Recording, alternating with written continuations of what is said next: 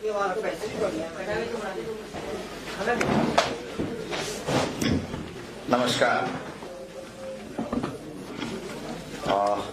आप सब लोगों का प्रदेश कांग्रेस कमेटी के इस पवित्र प्रांगण में बहुत बहुत हार्दिक स्वागत, अभिनंदन।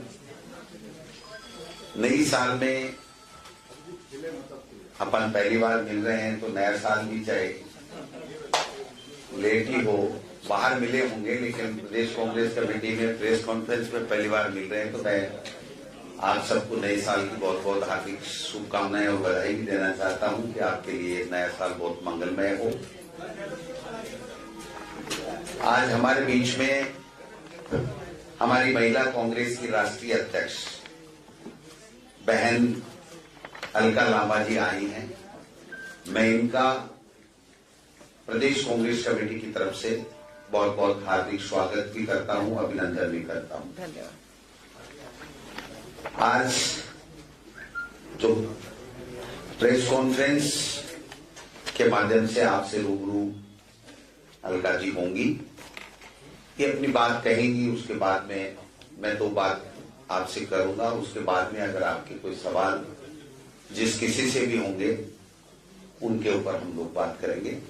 तो सबसे पहले मैं लंबी बात नहीं करके अलका जी से आग्रह करूंगा कि वो अपनी प्रेस कॉन्फ्रेंस को शुरू करें। अलका जी पहले ये आप सभी पत्रकार साथियों को मेरा नमस्कार। मैं अपनी बात को रखूं उससे पहले एक 4 पन्नों की बुकलेट है, भारत जोड़ो न्याय यात्रा को लेकर मैं अध्यक्ष जी से रिलीज करेंगे।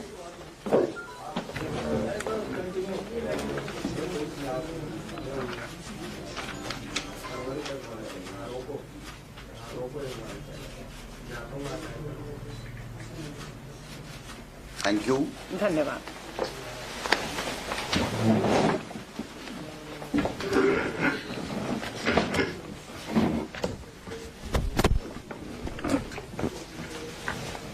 मैं सबसे पहले आप सभी पत्रकार साथियों का धन्यवाद करती हूँ। आप समय निकालकर भारतीय राष्ट्रीय कांग्रेस की इस प्रेस वार्ता जो आज राजस्थान कांग्रेस भवन जयपुर में आयोजित की जा रही है उसमें आप आए, आपका धन्यवाद।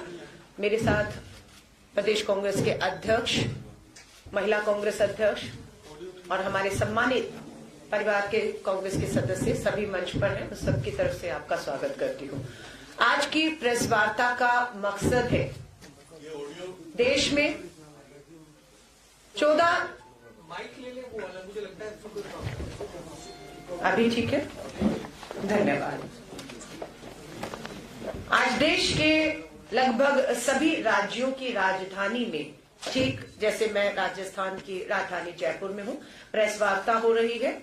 और ये जो आज हमने भारत जोड़ो न्याय यात्रा 4 पन्ने की बुक रिलीज की है, उसी से संबंधित प्रेस वार्ता है।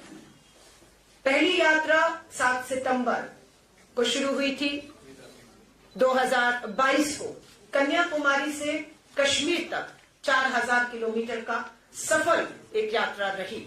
कन्याकुमारी से कश्मीर में लोग जुड़े उसमें, उसी की मांग को देखते हुए कि पूर्व से पश्चिम की भी यात्रा की जाए, कोई भी राज्य छूटना नहीं चाहिए।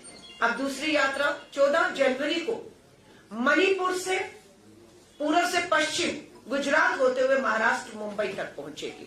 14 जनवरी 2024 को यात्रा शुरू होगी और 20 मार्च 2024 को मुंबई में समापन होगा। ये यात्रा लगभग हमारी जो है 6713 किलोमीटर चलेगी। इस यात्रा में 110 जिलों से ये गुजरेगी। ये यात्रा 15 राज्यों से गुजरेगी। पहली यात्रा भारत जोड़ने का प्रयास था, भारत जोड़ने की यात्रा थी और उसमें हम कामयाब हुए। हम देश को जोड़ने में, देश के मुद्दों को से जोड़ने में कामयाब हुए। इस यात्रा में न्याय शब्द जोड़ा गया है। भारत जोड़ो अब ये न्याय यात्रा है। न्याय यात्रा आर्थिक न्याय की लड़ाई, न्याय यात्रा सामाजिक न्याय की लड़ाई है, न्याय यात्रा राजनीतिक न्याय की लड़ाई है। इस लड़ाई में कहां अन्याय हो रहा है देश में पिछले सालों में, ये एक प्रेस रिलीज है, इसके बिंदु हैं, आपसे शेयर किए जाएंगे।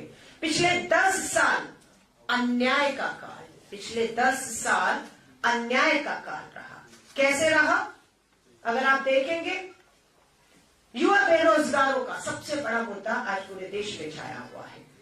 जहां पर 2012 में 1 करोड़ बेरोजगार युवा थे, आज लगभग 4 करोड़ पढ़े लिखे बेरोजगार युवा हैं जो रोजगार की तलाश में हैं। 2 करोड़ नौकरियां हर साल का वायदा था, 10 साल में 20 करोड़ नौकरियां, लेकिन हकीकत है नौकरियां मिली नहीं, उल्टा 4 करोड़ युवा बेरोजगार हुए हैं।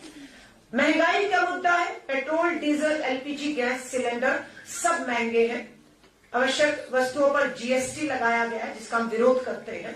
घरेलू बचत 50 साल के निचले स्तर पर आ गई है, लोग बचत नहीं कर पा रहे, कर्ज ले रहे हैं। महंगाई की मार। अशोक गहलोत जी की सरकार थी, कांग्रेस की सरकार थी, 500 का सिलेंडर मिल रहा था, 450 का वायदा था। अभी हमने एक उपचुनाव जीता है श्री करणपुर में, अध्यक्ष जी आपकी अध्यक्षता में ये हमने उपचुनाव, और छोटे मोटे मार्जिन से नहीं, 11,000 वोटों से उपचुनाव। और ये आपको मालूम है, जिसकी उपचुनाव नहीं है, चुनाव, माफी चाहूंगी, चुनाव है, क्योंकि चुनाव होना था मेन, उसके बाद किसी कारणों से ये रद्द हुआ, दोबारा हुआ, उपचुनाव नहीं था। पर बात यह है कि चुनाव सरकार बनने के बाद हो रहा था, और जो उम्मीदवार थे उन्हें मंत्री बना दिया गया था। चुनाव आयोग से हम गुहार लगाते रहे, चुनाव आयोग के कान में जू तक नहीं रहेंगे। परिणाम दिया लोगों ने, और होता यह कि जिसकी सरकार बनती है, कोई भी सरकार के बनने के बाद चुनाव सत्ताधारी ही जीतता है। लेकिन ये हमारी जीत है, ये राजस्थान की जीत है, ये करणपुर के लोगों की जीत है। मैं उन्हें धन्यवाद और बधाई देती हूँ। तो ये महंगाई का, खेती और किसानों का मुद्दा, आय 2022 तक दुगनी होनी थी, आज 10 सालों में क्या आय दुगनी हो गई है? एमएसपी पे कानून की मांग थी, क्या कानून बन गया? कमेटी का क्या जिक्र कहीं नहीं है। और यहां तक ये है, नेशनल क्राइम रिकॉर्ड ब्यूरो के आंकड़े बताते हैं कि भारत में हर 1 घंटे में 1 किसान अन्नदाता आत्महत्या करने पर मजबूर हो रहा है। कमजोर वर्ग, एससी एसटी के खिलाफ जो भेदभाव बढ़े हैं, हमारी मांग है कि जातीय जनगणना कराई जाए, लेकिन मांग को नहीं माना गया। इंडिया अलायंस और कांग्रेस अपना मैनिफेस्टो और घोषणा पत्र तैयारी की ओर बढ़ रहा है। हमारा यह मानना है कि हमारी सरकार बनते ही इंडिया अलायंस और कांग्रेस की जातीय जनगणना देश में कराई जाएगी, और जिसकी जितनी आबादी उसे उसका उतना हक देने का हमारा उनसे वायदा आज भी है। महिलाओं पर अत्याचार, बेटी बचाओ बना दोषी बचाओ। मणिपुर से ये न्याय यात्रा सबको मालूम है, 8 महीने से मणिपुर जल रहा है। डबल इंजन की भाजपा सरकार है। आदिवासी बेटियों को पुलिस सुरक्षा थानों से घसीटकर बाहर लाकर सामूहिक बलात्कार किया जाता है, और उस पर जब कुछ भी कार्रवाई नहीं होती तो सुप्रीम कोर्ट फटकार लगाता है केंद्र की सरकार को कि अगर आप कार्रवाई नहीं करेंगे तो मुझे हस्तक्षेप करना पड़ेगा। आगे आ जाते हैं, जब महिलाओं की बात है, न्याय की बात है, दूसरा राज्य आता है आपका उत्तर प्रदेश। प्रधानमंत्री जी का संसदीय क्षेत्र बीएचयू में आईआईटी की छात्रा के साथ 3 लोग सामूहिक बलात्कार करते हैं, और वो 3 लोग कोई नहीं, भाजपा के आईआईटी सेल से जुड़े हुए युवा हैं, जिनकी प्रधानमंत्री जी से लेकर भाजपा के राष्ट्रीय अध्यक्ष और बड़े नेताओं के साथ बड़ी नजदीकियां हैं, तस्वीरें हैं। ये नहीं कह सकते कोई आया फोटो खिंचाकर चला गया। और वहीं पर जब पता लगा कि 2 महीने गिरफ्तारी क्यों नहीं हो पाई, पता लगा कि वो तो मध्य प्रदेश में लाडली योजना का प्रचार प्रसार कर रहे थे, भाजपा के लिए वोट बनाकर उनकी सरकार बना रहे थे, और उसके बाद उनकी गिरफ्तारी होती है। लेकिन प्रधानमंत्री जी आपका संसदीय क्षेत्र बेटी बचाओ का नारा दिया, और क्या हो रहा है ये देश आपसे अब सवाल करेगा। आ जाइए अगला, गुजरात, बिल्किस बानो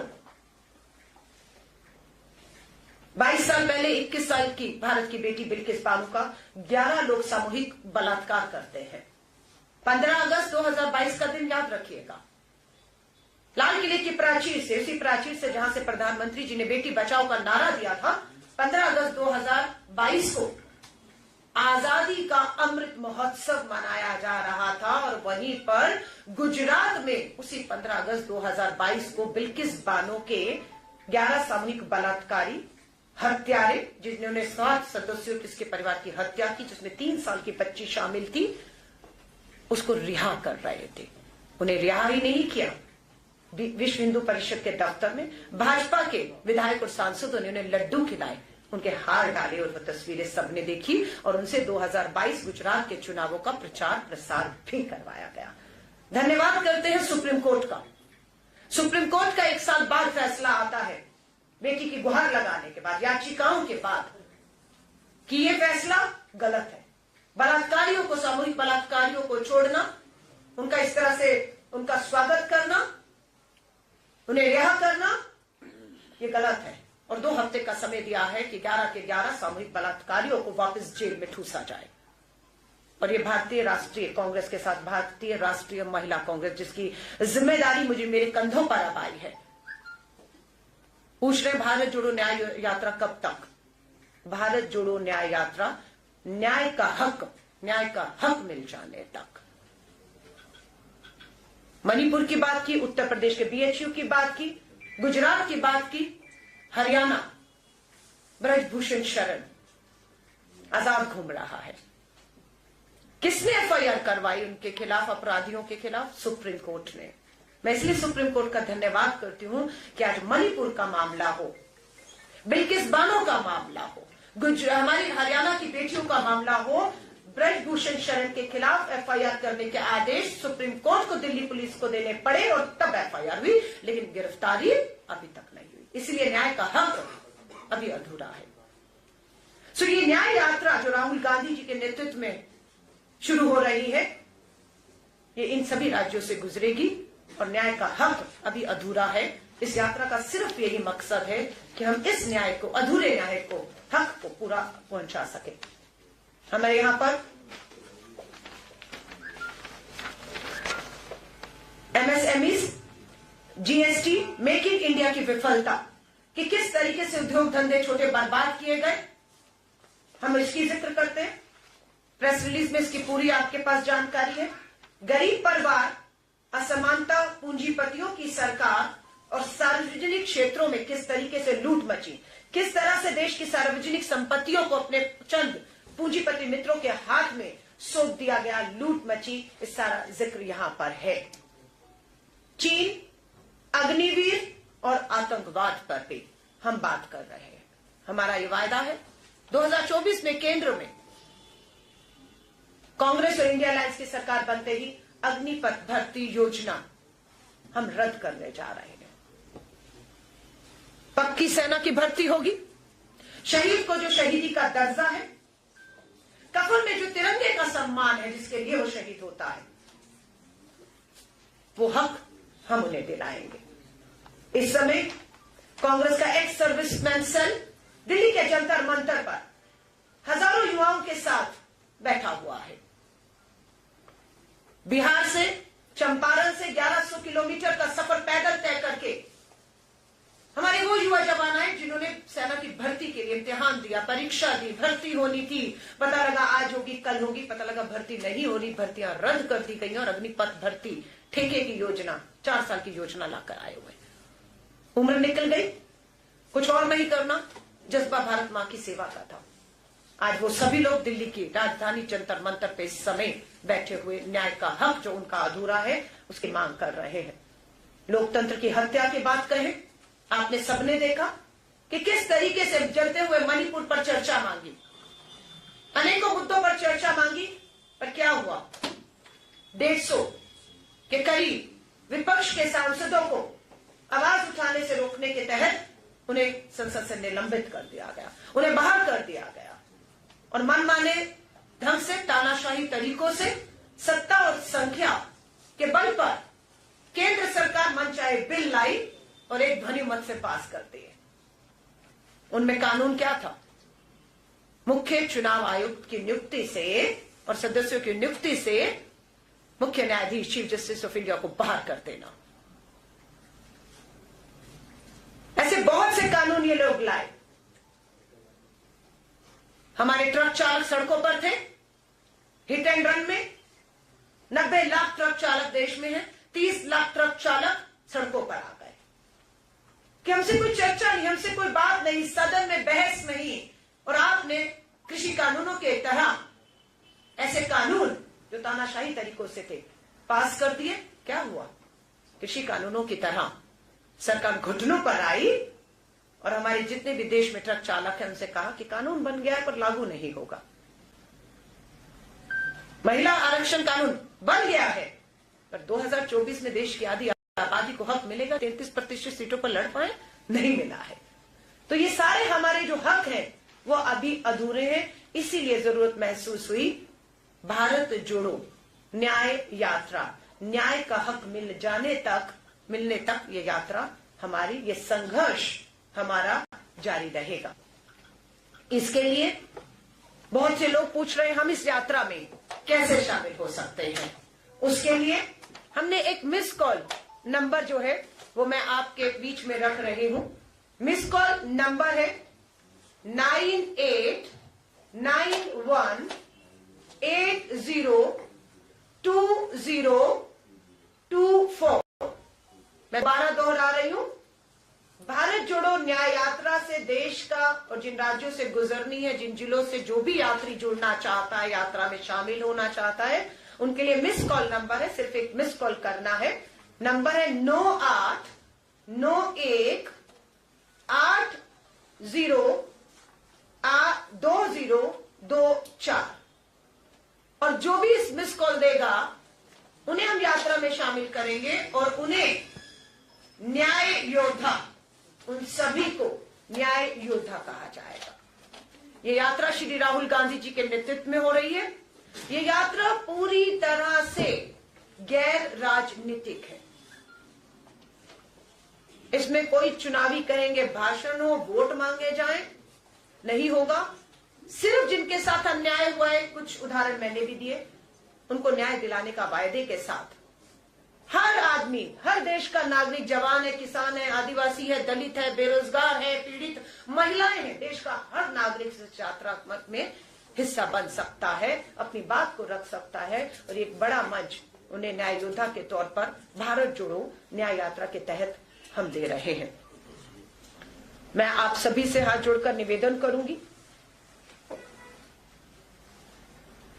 हमें मालूम है चुनाव की दहलीज पे खड़े हैं। जनवरी है, फरवरी और मार्च में कभी भी चुनावों की आचार संहिता जो है वो लागू हो जाएगी। भारतीय राष्ट्रीय कांग्रेस अपने इंडिया अलायंस के 28 दलों के साथ पूरी मुस्तैदी के साथ इस पे काम कर रहा है। पूरी कोशिश है इस महीने के अंत तक भी भारतीय राष्ट्रीय कांग्रेस की कोशिश है, जहां पर हमारी सीधे टक्कर है भाजपा के साथ, जो हमारे एलाइज के साथ हमारी बातचीत नहीं है, वो नहीं है, लाइक बंगाल, उत्तर प्रदेश, बिहार, तमिलनाडु, ये राज्य हैं जहां पर हमारे सहयोगी इंडिया के जो है उनसे बात है। लेकिन जहां हमारी सीधे है, हम सीधा भाजपा के साथ है। बहुत हम उम्मीद करते हैं कि इस महीने के अंत या पहले हफ्ते तक पहली सूची उम्मीदवारों की आ जाए। हमारी पूरी तैयारी उसमें कमर कस चुके हैं। मैं आप सभी साथियों को कहूंगी, पत्रकार साथियों से, भारत जोड़ो यात्रा हो या भारत जोड़ो न्याय यात्रा हो, मीडिया के लोगों का बहुत बड़ा इसमें चौथे स्तंभ का जो है वो सहयोग रहा। ऐसा नहीं है कि यात्रा आपके माध्यम से लोगों तक पहुंची। लोग पीड़ित जो थे, जो न्याय की उम्मीद में भटक रहे थे, वो भी आपके माध्यम से यात्रा में जुड़ पाए और उन्हें मंच देने का काम, उनकी आवाज को उठाने का काम श्री राहुल गांधी जी ने किया। कल ही हमारे अग्रिम संगठनों की मीटिंग हुई। लगातार हमारे हर राज्य की लोकसभा की तैयारियों को लेकर मीटिंग पूरी हो चुकी है। स्क्रीनिंग कमेटी केंद्रीय और राज्यों की बन चुकी है। हमारी इंडियन अलायंस की जो समूह को मुकुल वासनी जी के नेतृत्व में, जिसमें हमारे राजस्थान के मुख्यमंत्री भी हैं उस कमेटी में, पूर्व मुख्यमंत्री छत्तीसगढ़, और ये लोग हैं। इंडिया अलायंस के समूह से लगातार बैठकें हो रही हैं 101, और जल्द मुझे लगता है हम इस दिशा में आगे बढ़ेंगे। मैं आप सभी साथियों से निवेदन करती हूं।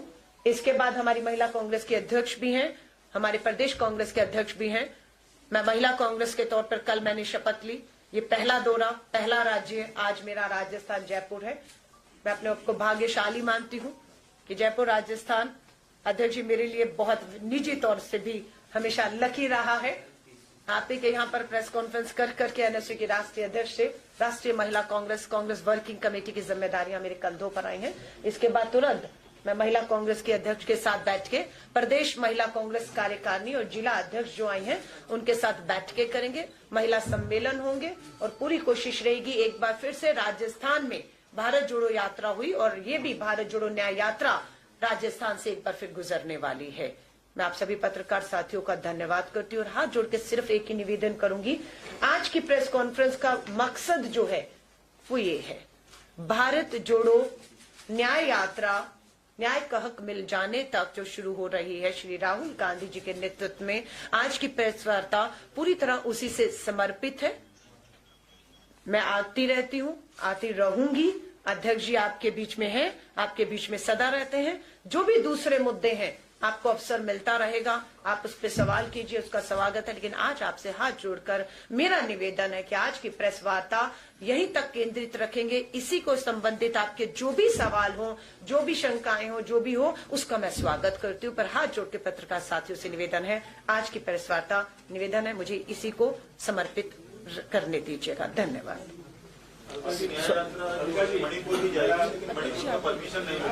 बिल्कुल, देखिए यही हम कह रहे हैं, लोकतंत्र की हत्या हो रही है।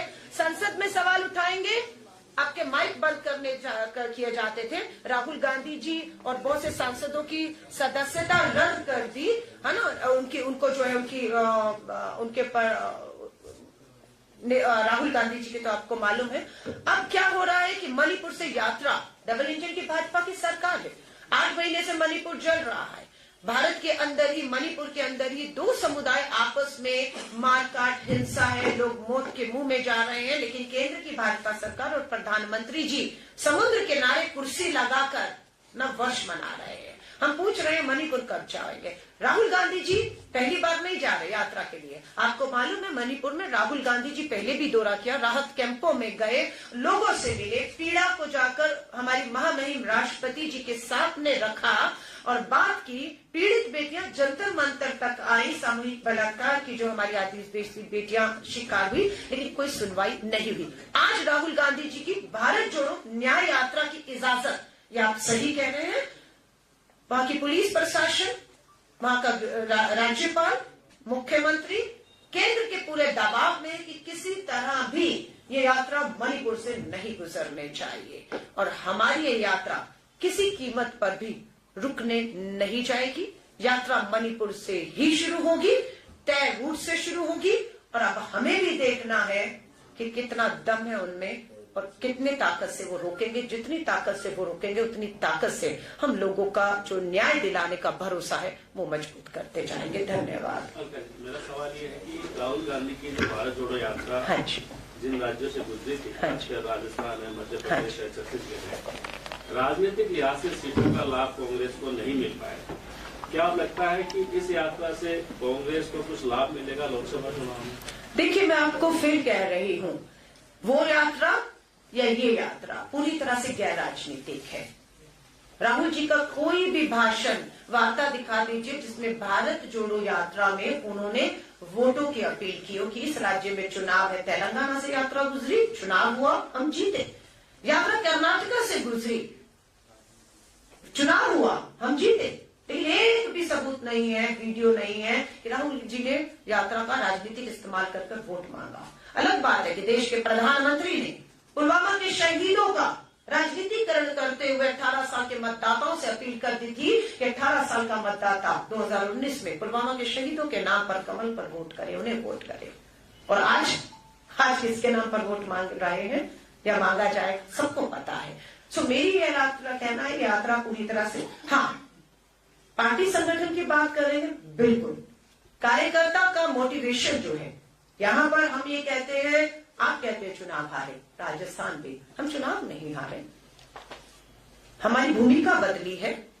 हम सत्ता में थे 5 साल, अब हमारी भूमिका बदल गई और हम मजबूत विपक्ष, 70 विधायकों के साथ हम विपक्ष की भूमिका में उसका धर्म निभाएंगे। 500 450 का सिलेंडर, महंगाई, बेरोजगारी, महिला सुरक्षा के मुद्दे पर आए थे ना, कन्हैया लाल के परिवार को उन्होंने न्याय दिलाने के लिए आए थे ना। NIA में अमित शाह जी, मामला अभी भी है 1 साल से चढ़ाइए फांसी पर, हम देखेंगे। सो बात ये है कि यात्रा 70 मैंने आपको कहा, अब आपके लिए लाभ नहीं हुआ। मैं फिर आपसे कहती हूं, 5 राज्यों में चुनाव हुए, कुल वोट लगभग 11 करोड़ पड़े। 11 करोड़ में से 4 करोड़ 90 लाख लोगों ने भारतीय राष्ट्रीय कांग्रेस को चुना और 4 करोड़ 80 लाख लोगों ने भाजपा मोदी जी के नाम पर वोट दिया। सीटों को अलग कर दीजिए तो देखें, लोग, देश, जनता, 10 लाख लोग भारतीय राष्ट्रीय कांग्रेस के साथ बदलाव के लिए खड़े थे। सो मैं ये नहीं कहूंगी हम उन 4 करोड़ 90 लाख लोगों को ये कहते हैं हम हार गए। मैं फिर कह रही हूं, हमने राजस्थान, मध्य प्रदेश, छत्तीसगढ़ के परिणामों को स्वीकार किया है, हार को स्वीकार नहीं किया। हम मैदान में उतरे, हम मैदान में आज भी हैं और हम इस लड़ाई को न्याय मिलने तक, न्याय का हक मिलने तक लड़ेंगे। धन्यवाद। अगला सवाल। था कि आपने कहा कि ये गैर राजनीतिक यात्रा है। बिल्कुल। फिर आप लोग राम मंदिर की जो भी चला रहे अभियान या राम मंदिर की पुनर्प्रतिष्ठा और उसको राजनीतिक क्यों कह रहे हैं? वो भी एक तरह से गैर राजनीतिक है, क्योंकि राम का सबके लिए मंदिर है। तो आप लोग जो भी लगा रहे कि वो राजनीतिक दृष्टि से बीजेपी कर रही है, ऐसा आरोप क्यों? फिर अगर गैर राजनीतिक है। नहीं, यात्रा में तो हिंदू, मुस्लिम, सिख, ईसाई, बौद्ध, जैन, दलित, आदिवासी, किसान, गरीब, महिला, बेरोजगार सब जुड़ रहा है ना, सबकी बात हो रही है। लेकिन उसकी तुलना इससे करना, मैं ही कह रही हूं। दूसरी बात, देश के धर्मगुरु शंकराचार्यों ने इसका विरोध किया है, नहीं जा रहे। आप उनके अधर्मी बताएंगे? मैं पूछना चाहती हूं, वो 22 को पूरी तरह से राम मंदिर अधूरा है निर्माण अभी।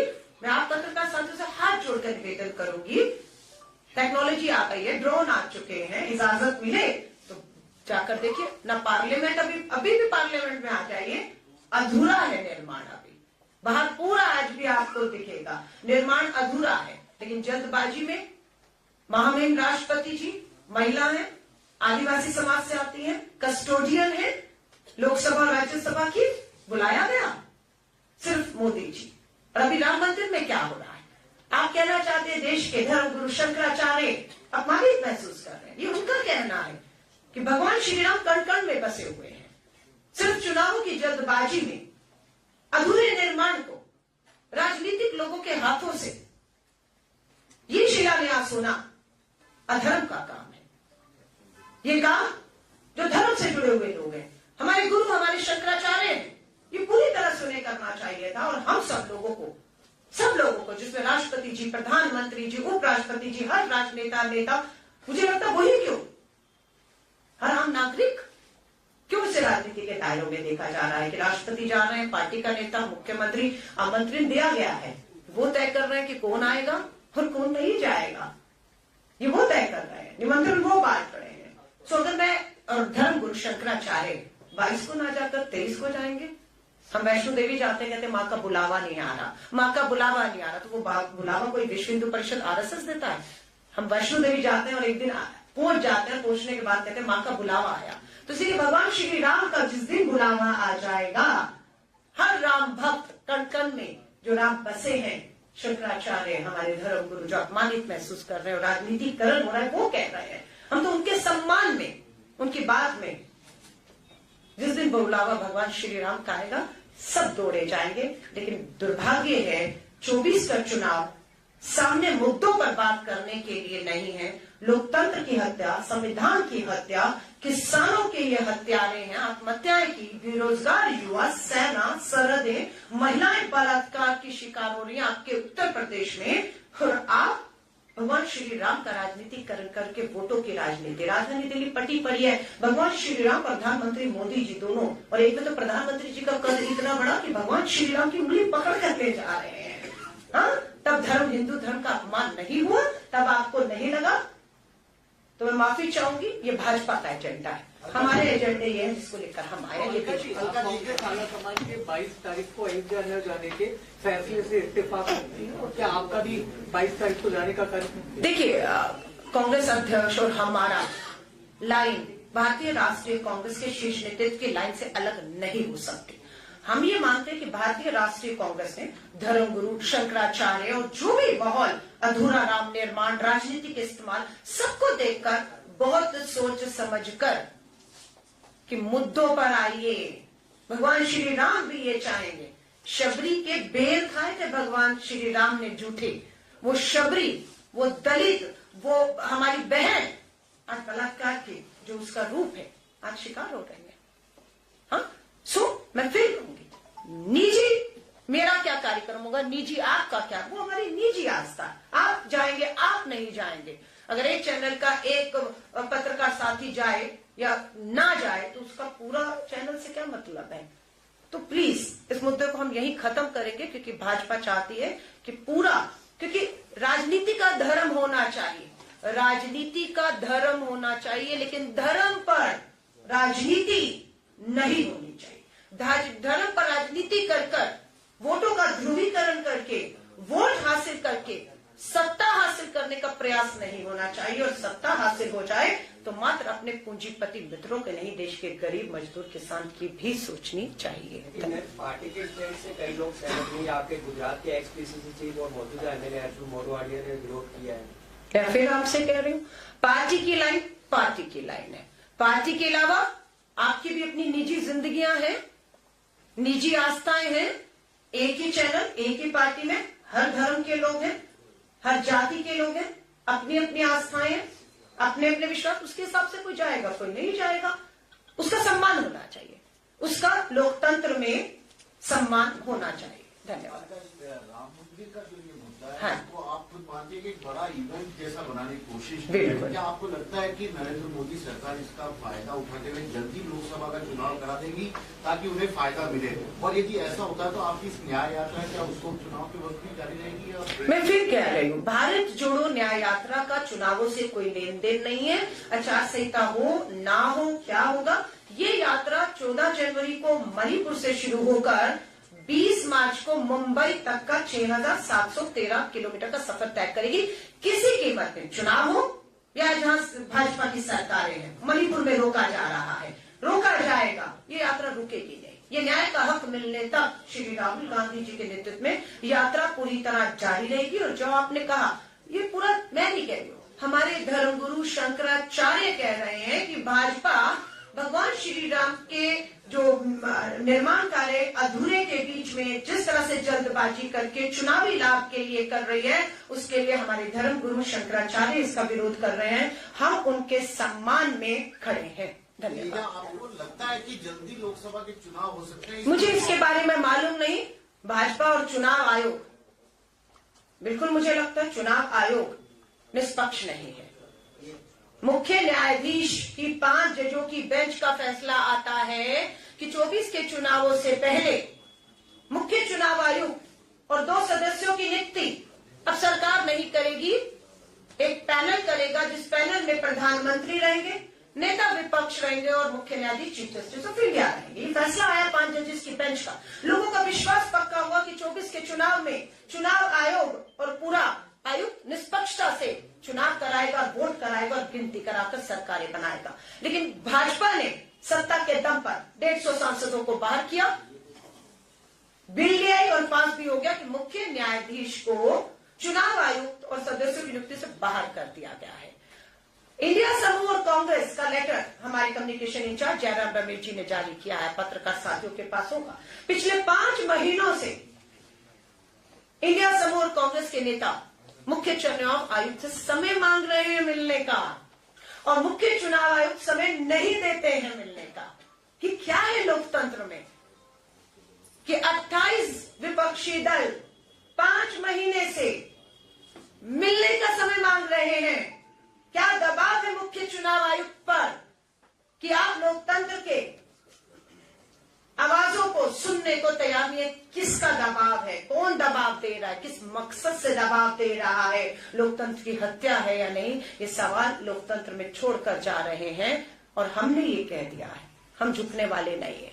चुनाव आयोग को मैं अपना निजी उदाहरण दे रही हूं, संवैधानिक पदों पर जो बैठे ईडी, सीबीआई, आपने देखा बीच चुनाव में प्रदेश अध्यक्ष भी चुनाव में हमारे नामांकन के फॉर्म उम्मीदवारों को दे रहे थे। ईडीआई पूछताछ की भी चुनाव में काम रोका हमारा, प्रभावित हुआ हमारा काम काफी हद तक।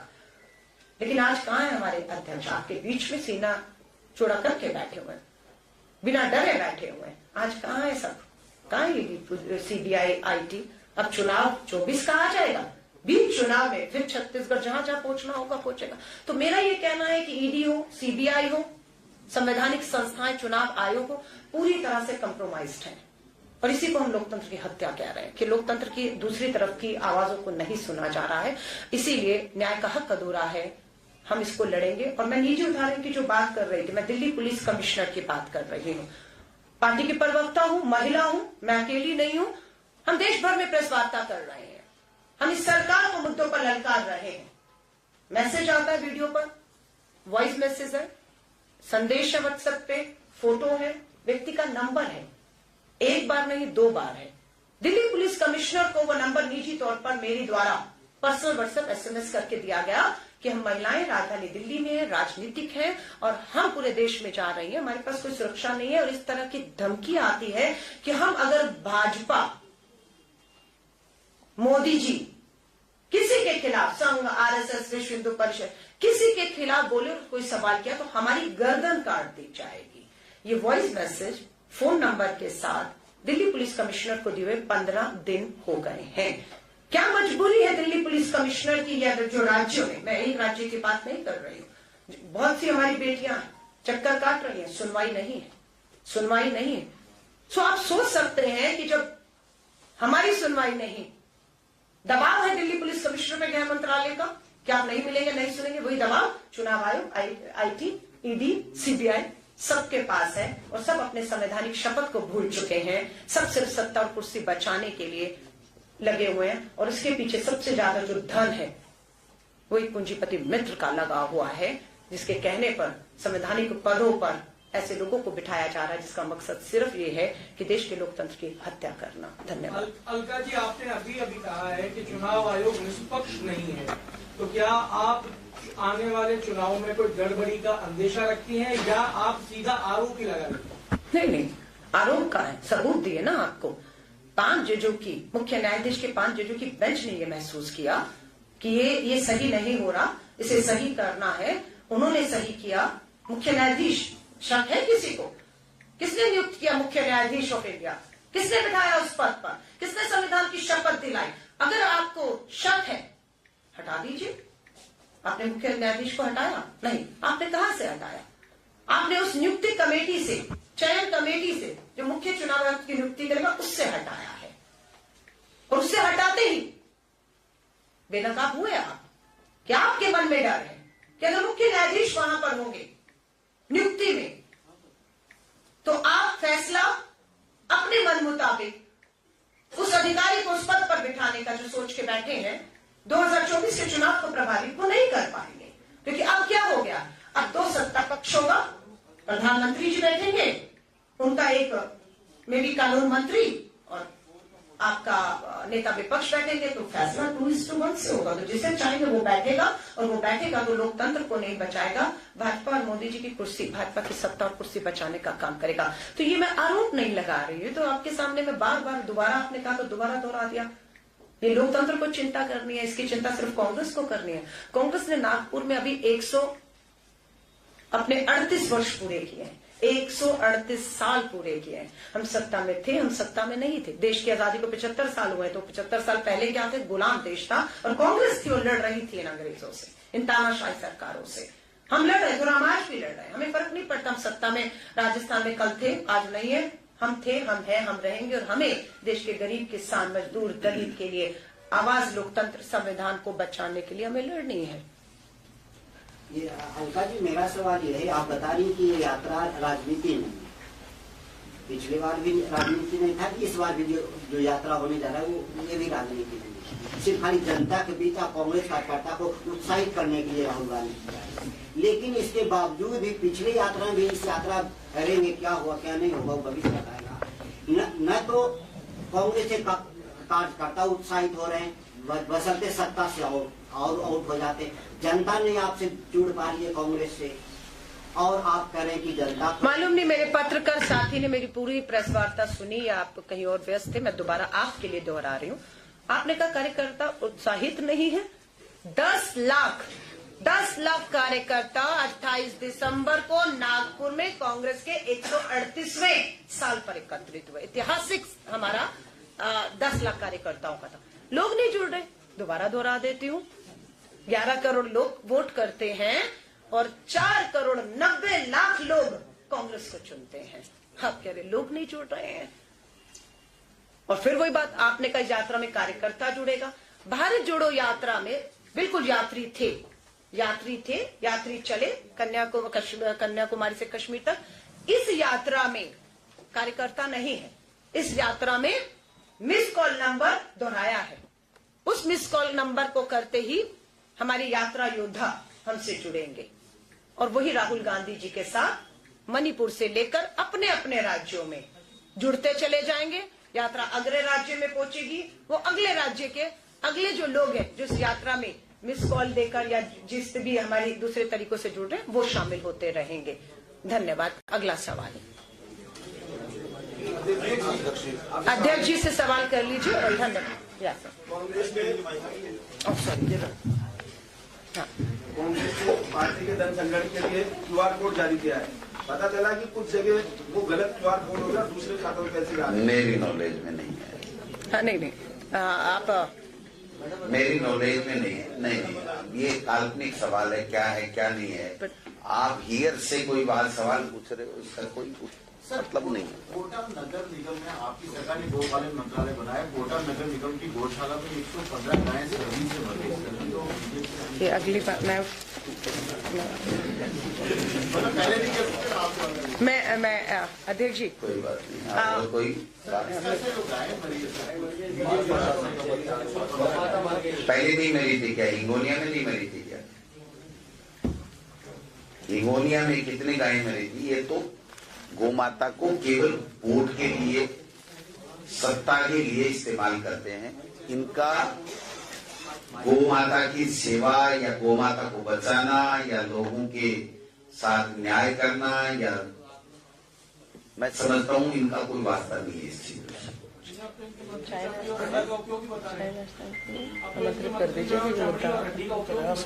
नहीं, अधिक से अधिक बच्चे पैदा करो, ये भी बता रहे हैं।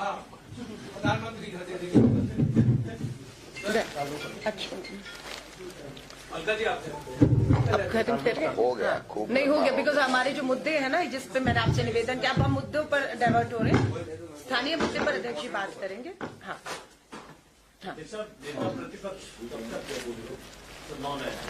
विधानसभा चलेगी तभी तो आवश्यकता पड़ेगी नेता प्रतिपक्ष। कोई कुश्ती तो करानी नहीं किसी से। नेता प्रतिपक्ष जब विधानसभा चलेगी तो मिलेगा, 19 जनवरी से पहले आ जाएगा। उम्मीद करनी चाहिए। आपको जल्दी है, उससे ज्यादा हमको जल्दी है भाई। न्याय यात्रा में आप जस्टिस के लिए जा रहे हैं, जस्टिस जुडिशरी के थ्रू ही आप दिलवाएंगे जितना मैं समझे, या फिर लोगों से जो अप्रोच करेंगे केसेस लेके? क्योंकि अगर आप जस्टिस के लिए जा रहे हैं तो लोगों के केसेस लेके आप डायरेक्ट जुडिशरी के पास जनता को जागरूक करेंगे मेरे भाई, जनता की आवाज बनकर के। इनका सवाल है, आप लीगल एड क्या ये कंफ्यूज कर रहे हैं। आपके पास में न्याय यात्रा में आता है, तो क्या पूरे लीगल एड का काम करेंगे? सर मैं इसका जवाब नहीं, एक सेकेंड मैं माफी चाहूंगी। आप भारत जोड़ो न्याय यात्रा की बात कर रहे हैं। न्याय का हक मिल जाने तक 33% महिला आरक्षण कानून आ गया, लाभ मिल रहा है, न्याय का हक अधूरा है। हम सत्ता में आते ही महिला आरक्षण कानून लागू करेंगे। कहां लागू करेंगे?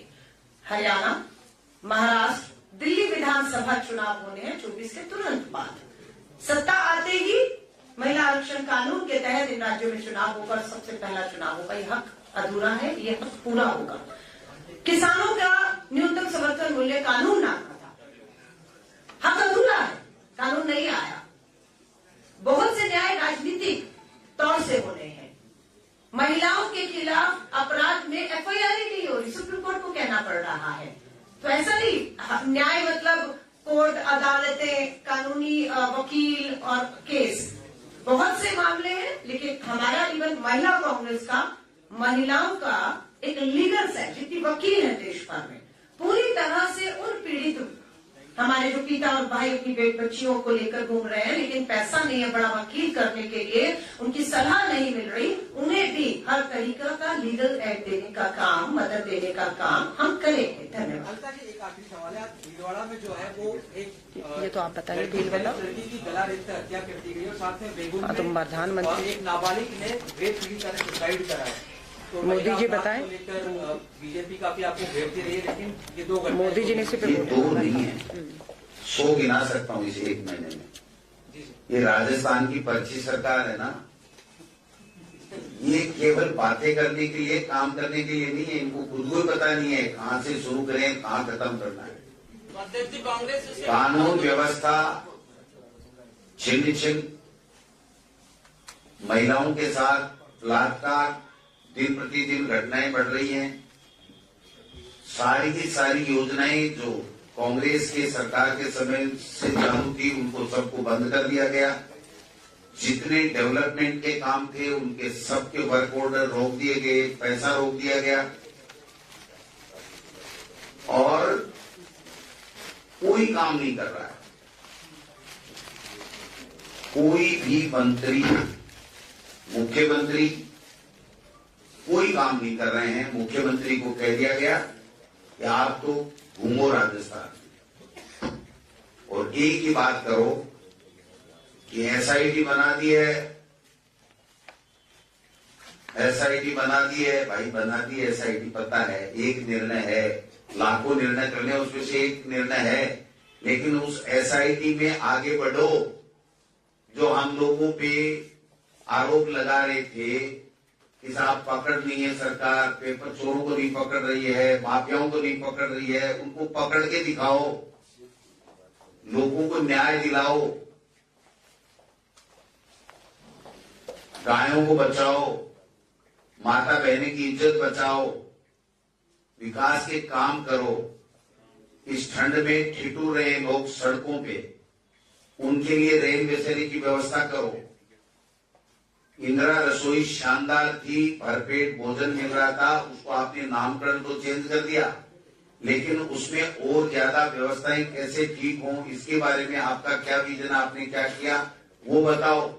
कोई तो कह रहा है मेरे को स्वास्थ्य मंत्रालय नहीं मिला, कोई कह रहा है बच्चे पैदा ज्यादा करो, कोई कह रहा है डॉक्टर के कीड़े पड़ेंगे, कोई कह रहा है मैं ट्रांसफर करा दूंगा, कोई कुछ कह रहा है। देखिए मतलब रोजाना के अगर आप इनके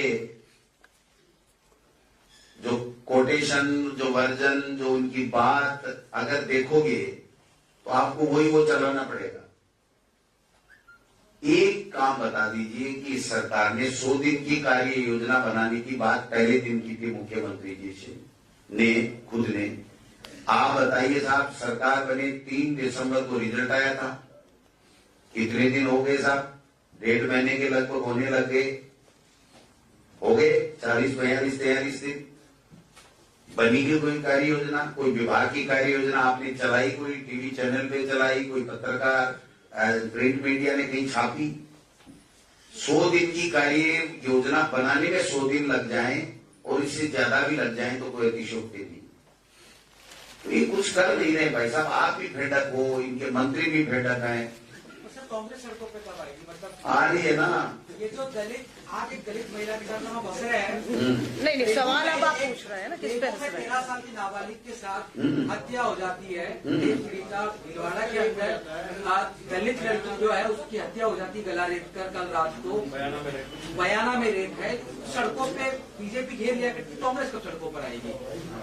हमारा तो काम ही सड़क पे रहा है, विपक्ष दिख जाएगी भैया। ये तो अभी तो सरकार ही नहीं दिख रही है 1 महीने से, हम तो फिर भी दिख रहे हैं, रोजाना आपके बीच में रहते हैं।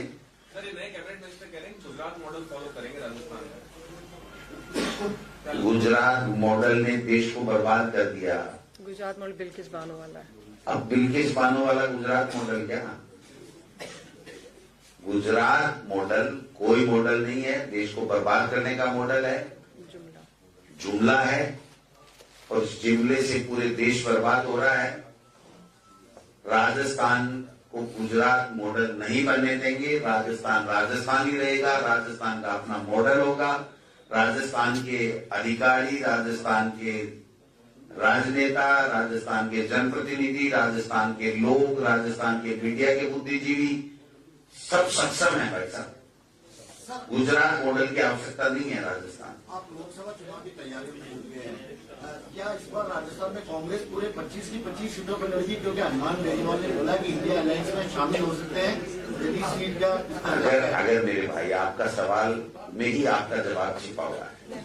कांग्रेस 25 सीटों पे लड़ेगी, इसमें किसी को कोई शक नहीं होना चाहिए। अगर इंडिया अलायंस हमारी पार्टी वाला कमान तय करता है तो वो कांग्रेस ही लड़ रही है ना, इंडिया अलायंस लड़ रहा है, वो तो कांग्रेस ही लड़ रही है ना। 25 में 25 सीटों पे हम लोग लड़ेंगे, इसमें किसी को शक नहीं होना चाहिए। एक सीट दे दो, एक सीट दे दो, हम शामिल। वो कौन क्या कह रहा है, वो इंडिया अलायंस का जो हिस्सा होंगे वही तो हमारे से बात करेंगे, और ये बात पार्टी वाला कमान तय करेगा। जो अलायंस के लिए कमेटी बनी हुई है, और वहां पर तय होगा कि किससे अलायंस, कौन इंडिया अलायंस में है, कौन अलायंस कहाँ कितनी सीटें छोड़नी है, कितनी किसको देनी है, ये हमारा स्टेट का विषय नहीं है। पार्टी कहती है आपको भी सीकर से चुनाव लड़ना है, अन्य दिग्गज नेताओं को भी लड़ना है। पार्टी तो दिनेश डांगी को कहते तेरे को लड़ना है, दिनेश डांगी फार्म भरे तो दिनेश को लड़ाएंगे हम। सब चाय पे इनवाइट करें ये ना।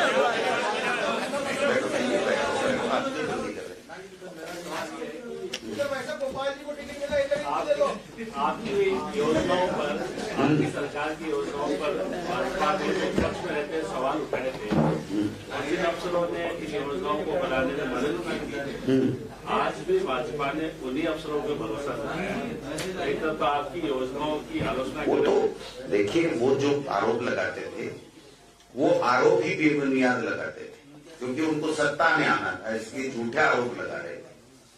ये हमारी जो बात प्रमाणित हो गई है इनकी लिस्टों से, कि हमने जिन अधिकारी और जनप्रतिनिधि ने मिलकर के जो सरकार में अच्छी योजनाएं बनाई, वो सब समन्वय के साथ में हमने अच्छा काम किया।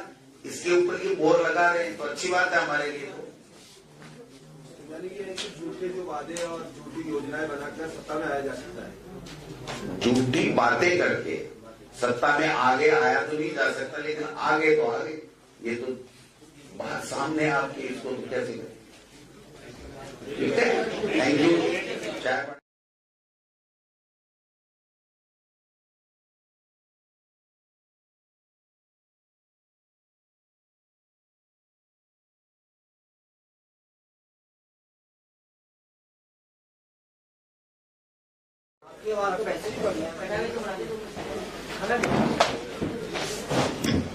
नमस्कार।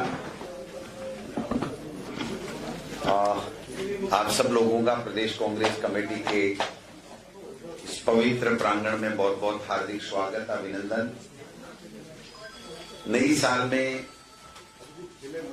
अपन पहली बार मिल रहे हैं, तो नया साल भी चाहे लेट ही हो, बाहर मिले होंगे, लेकिन प्रदेश कांग्रेस कमेटी में प्रेस कॉन्फ्रेंस में पहली बार मिल रहे हैं, तो मैं आप सबको नए साल की बहुत बहुत हार्दिक शुभकामनाएं और बधाई भी देना चाहता हूं कि आपके लिए नया साल बहुत मंगलमय हो। आज हमारे बीच में हमारी महिला कांग्रेस की राष्ट्रीय अध्यक्ष बहन अलका लांबा जी आई हैं। मैं इनका प्रदेश कांग्रेस कमेटी की तरफ से बहुत बहुत हार्दिक स्वागत भी करता हूं, अभिनंदन भी करता हूं। धन्यवाद। आज जो प्रेस कॉन्फ्रेंस के माध्यम से आपसे रूबरू अलका जी होंगी, ये अपनी बात कहेंगी, उसके बाद में मैं 2 बात आपसे करूंगा। उसके बाद में अगर आपके कोई सवाल जिस किसी से भी होंगे उनके ऊपर हम लोग बात करेंगे। तो सबसे पहले मैं लंबी बात नहीं करके अलका जी से आग्रह करूंगा कि वो अपनी प्रेस कॉन्फ्रेंस को शुरू करें। अलका जी। पहले ये आप सभी पत्रकार साथियों को मेरा नमस्कार। मैं अपनी बात को रखूं उससे पहले एक 4 पन्नों की बुकलेट है भारत जोड़ो न्याय यात्रा को लेकर। मैं अध्यक्ष जी से रिलीज करेंगे।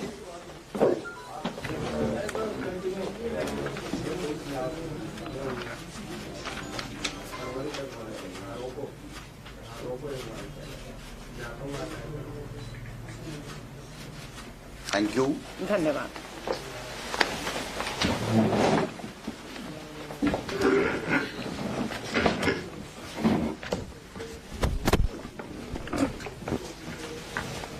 मैं सबसे पहले आप सभी पत्रकार साथियों का धन्यवाद करती हूँ। आप समय निकालकर भारतीय राष्ट्रीय कांग्रेस की इस प्रेस वार्ता जो आज राजस्थान कांग्रेस भवन जयपुर में आयोजित की जा रही है उसमें आप आए, आपका धन्यवाद।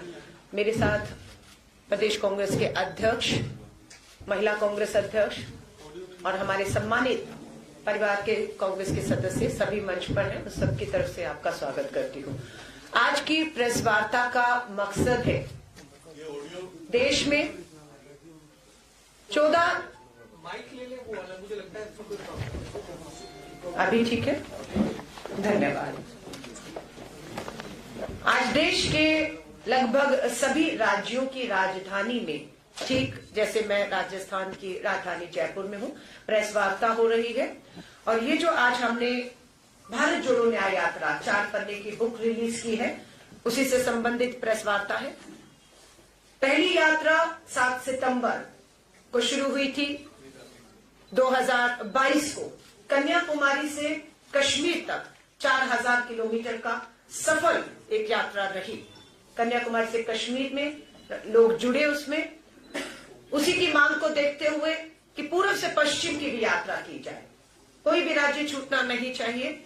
अब दूसरी यात्रा 14 जनवरी को मणिपुर से पूर्व से पश्चिम गुजरात होते हुए महाराष्ट्र मुंबई तक पहुंचेगी। 14 जनवरी 2024 को यात्रा शुरू होगी और 20 मार्च 2024 को मुंबई में समापन होगा। ये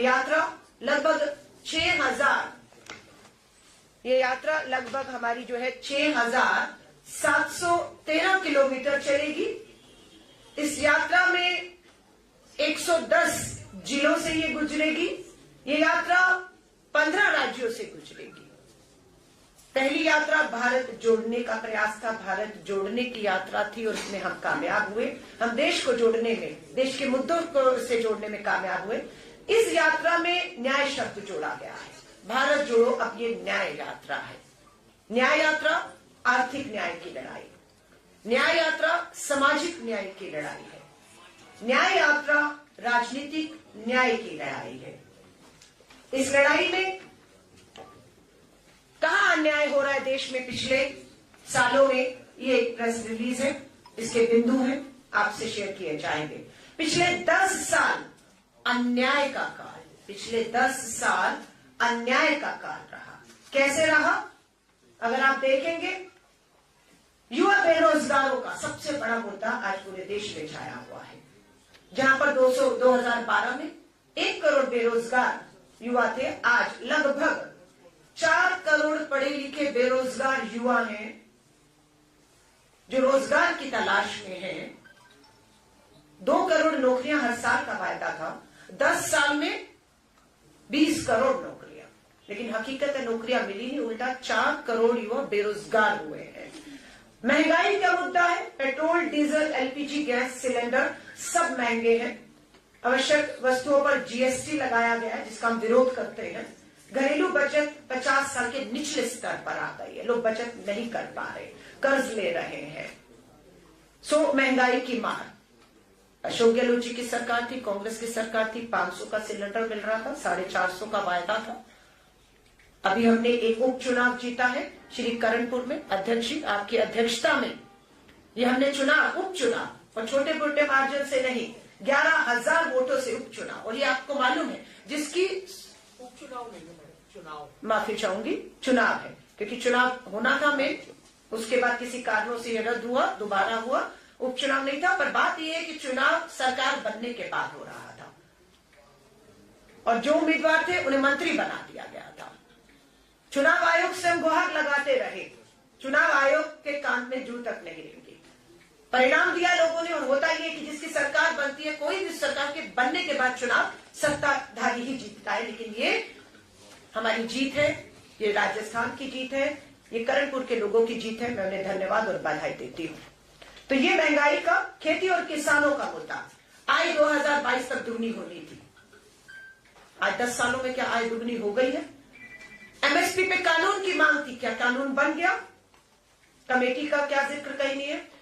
और यहां तक ये है, नेशनल क्राइम रिकॉर्ड ब्यूरो के आंकड़े बताते हैं कि भारत में हर 1 घंटे में 1 किसान अन्नदाता आत्महत्या करने पर मजबूर हो रहा है।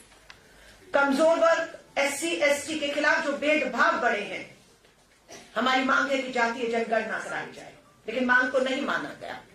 इंडिया अलायंस और कांग्रेस अपना मैनिफेस्टो और घोषणा पत्र तैयारी की ओर बढ़ रहा है। हमारा यह मानना है कि हमारी सरकार बनते ही इंडिया अलायंस और कांग्रेस की जातीय जनगणना देश में कराई जाएगी, और जिसकी जितनी आबादी उसे उसका उतना हक देने का हमारा उनसे वायदा आज भी है। महिलाओं पर अत्याचार, बेटी बचाओ बना दोषी बचाओ। मणिपुर से ये न्याय यात्रा सबको मालूम है, 8 महीने से मणिपुर जल रहा है। डबल इंजन की भाजपा सरकार है। आदिवासी दलित आदिवासी बेटियों को पुलिस सुरक्षा थानों से घसीटकर बाहर लाकर सामूहिक बलात्कार किया जाता है, और उस पर जब कुछ भी कार्रवाई नहीं होती तो सुप्रीम कोर्ट फटकार लगाता है केंद्र की सरकार को कि अगर आप कार्रवाई नहीं करेंगे तो मुझे हस्तक्षेप करना पड़ेगा। आगे आ जाते हैं, जब महिलाओं की बात है, न्याय की बात है, दूसरा राज्य आता है आपका उत्तर प्रदेश। प्रधानमंत्री जी का संसदीय क्षेत्र BHU में IIT की छात्रा के साथ 3 लोग सामूहिक बलात्कार करते हैं, और वो 3 लोग कोई और नहीं, भाजपा के IT सेल से जुड़े हुए युवा हैं, जिनकी प्रधानमंत्री जी से लेकर भाजपा के राष्ट्रीय अध्यक्ष और बड़े नेताओं के साथ बड़ी नजदीकियां हैं, तस्वीरें हैं। ये नहीं कह सकते कोई आया फोटो खिंचाकर चला गया। और वहीं पर जब पता लगा कि 2 महीने गिरफ्तारी क्यों नहीं हो पाई, पता लगा कि वो तो मध्य प्रदेश में लाडली योजना का प्रचार प्रसार कर रहे थे, भाजपा के लिए वोट बनाकर उनकी सरकार बना रहे थे, और उसके बाद उनकी गिरफ्तारी होती है। लेकिन प्रधानमंत्री जी आपका संसदीय क्षेत्र बेटी बचाओ का नारा दिया, और क्या हो रहा है ये देश आपसे अब सवाल करेगा। आ जाइए अगला, गुजरात। बिल्किस बानो 22 साल पहले 21 साल की भारत की बेटी बिल्किस बानो का 11 लोग सामूहिक बलात्कार करते हैं। 15 अगस्त 2022 का दिन याद रखिएगा। लाल किले की प्राचीर से, उसी प्राचीर से जहां से प्रधानमंत्री जी ने बेटी बचाओ का नारा दिया था, 15 अगस्त 2022 को आजादी का अमृत महोत्सव मनाया जा रहा था। और वहीं पर गुजरात में उसी 15 अगस्त 2022 को बिल्किस बानो के 11 सामूहिक बलात्कारी हत्यारे, जिन्होंने 7 सदस्यों किसके परिवार की हत्या की, जिसमें 3 साल की बच्ची शामिल थी, उसको रिहा कर रहे थे। उन्हें रिहा ही नहीं किया, विश्व हिंदू परिषद के दफ्तर में भाजपा के विधायक और सांसदों ने उन्हें लड्डू खिलाए, उनके हार डाले, और वो तस्वीरें सबने देखी, और उनसे 2022 गुजरात के चुनावों का प्रचार प्रसार भी करवाया गया। धन्यवाद करते हैं सुप्रीम कोर्ट का। सुप्रीम कोर्ट का 1 साल बाद फैसला आता है, बेटी की गुहार लगाने के बाद, याचिकाओं के बाद, कि यह फैसला गलत है। बलात्कारियों को, सामूहिक बलात्कारियों को छोड़ना, उनका इस तरह से उनका स्वागत करना, उन्हें रिहा करना, ये गलत है। और 2 हफ्ते का समय दिया है कि 11 के 11 सामूहिक बलात्कारियों को वापस जेल में ठूसा जाए। और ये भारतीय राष्ट्रीय कांग्रेस के साथ भारतीय राष्ट्रीय महिला कांग्रेस, जिसकी जिम्मेदारी मुझे मेरे कंधों पर अब आई है। पूछ रहे भारत जोड़ो न्याय यात्रा कब तक? भारत जोड़ो न्याय यात्रा न्याय का हक मिल जाने तक। मणिपुर की बात की, उत्तर प्रदेश के BHU की बात की, गुजरात की बात की, हरियाणा ब्रजभूषण शरण आजाद घूम रहा है। किसने FIR करवाई उनके खिलाफ, अपराधियों के खिलाफ? सुप्रीम कोर्ट ने। मैं इसलिए सुप्रीम कोर्ट का धन्यवाद करती हूं कि आज मणिपुर का मामला हो, बिल्किस बानो का मामला हो, हमारी हरियाणा की बेटियों का मामला हो, ब्रजभूषण शरण के खिलाफ FIR करने के आदेश सुप्रीम कोर्ट को दिल्ली पुलिस को देने पड़े, और तब FIR हुई, लेकिन गिरफ्तारी अभी तक नहीं हुई। इसलिए न्याय का हक अभी अधूरा है। सो ये न्याय यात्रा जो राहुल गांधी जी के नेतृत्व में शुरू हो रही है, ये इन सभी राज्यों से गुजरेगी और न्याय का हक अभी अधूरा है। इस यात्रा का सिर्फ यही मकसद है कि हम इस न्याय को, अधूरे न्याय को, हक को पूरा पहुंचा सके। हमारे यहां पर MSMEs, GST, make in India की विफलता कि किस तरीके से उद्योग धंधे छोटे बर्बाद किए गए, हम इसकी जिक्र करते हैं। प्रेस रिलीज में इसकी पूरी आपके पास जानकारी है। गरीब परिवार, असमानता, पूंजीपतियों की सरकार और सार्वजनिक क्षेत्रों में किस तरीके से लूट मची, किस तरह से देश की सार्वजनिक संपत्तियों को अपने चंद पूंजीपति मित्रों के हाथ में सौंप दिया गया, लूट मची, इस सारा जिक्र यहां पर है। चीन, अग्निवीर और आतंकवाद पर भी हम बात कर रहे हैं। हमारा ये वायदा है 2024 में केंद्र में कांग्रेस और इंडिया अलायंस की सरकार बनते ही अग्निपथ भर्ती योजना हम रद्द करने जा रहे हैं। पक्की सेना की भर्ती होगी। शहीद को जो शहीदी का दर्जा है, कफन में जो तिरंगे का सम्मान है जिसके लिए वो शहीद होता है, वो हक हम उन्हें दिलाएंगे। इस समय कांग्रेस का एक्स सर्विसमैन सेल दिल्ली के जंतर मंतर पर हजारों युवाओं के साथ बैठा हुआ है। बिहार से, चंपारण से 1100 किलोमीटर का सफर पैदल तय करके हमारे वो युवा जवान आए जिन्होंने सेना की भर्ती के लिए इम्तिहान दिया, परीक्षा दी, भर्ती होनी थी, पता लगा आज होगी, कल होगी, पता लगा भर्ती नहीं हो रही, भर्तियां रद्द कर दी गई और अग्निपथ भर्ती ठेके की योजना, 4 साल की योजना लाकर आए हुए। उम्र निकल गई, कुछ और नहीं करना, जज्बा भारत मां की सेवा का था। आज वो सभी लोग दिल्ली की राजधानी जंतर मंतर पे इस समय बैठे हुए न्याय का हक जो उनका अधूरा है उसकी मांग कर रहे हैं। लोकतंत्र की हत्या की बात कहें, आपने सबने देखा कि किस तरीके से जलते हुए मणिपुर पर चर्चा मांगी, अनेकों मुद्दों पर चर्चा मांगी, पर क्या हुआ? 150 के करीब विपक्ष के सांसदों को आवाज उठाने से रोकने के तहत उन्हें संसद से निलंबित कर दिया गया, उन्हें बाहर कर दिया गया और मनमाने ढंग से, तानाशाही तरीकों से, सत्ता और संख्या के बल पर केंद्र सरकार मनचाहे बिल लाई और एक ध्वनि मत से पास कर दिए। उनमें कानून क्या था? मुख्य चुनाव आयुक्त की नियुक्ति से और सदस्यों की नियुक्ति से मुख्य न्यायाधीश, चीफ जस्टिस ऑफ इंडिया को बाहर कर देना। ऐसे बहुत से कानून ये लोग लाए। हमारे ट्रक चालक सड़कों पर थे, हिट एंड रन में 90 लाख ट्रक चालक देश में हैं, 30 लाख ट्रक चालक सड़कों पर आ गए कि हमसे कोई चर्चा नहीं, हमसे कोई बात नहीं, सदन में बहस नहीं, और आपने कृषि कानूनों के तरह ऐसे कानून जो तानाशाही तरीकों से थे पास कर दिए। क्या हुआ? कृषि कानूनों की तरह सरकार घुटनों पर आई और हमारे जितने भी देश में ट्रक चालक हैं उनसे कहा कि कानून बन गया है पर लागू नहीं होगा।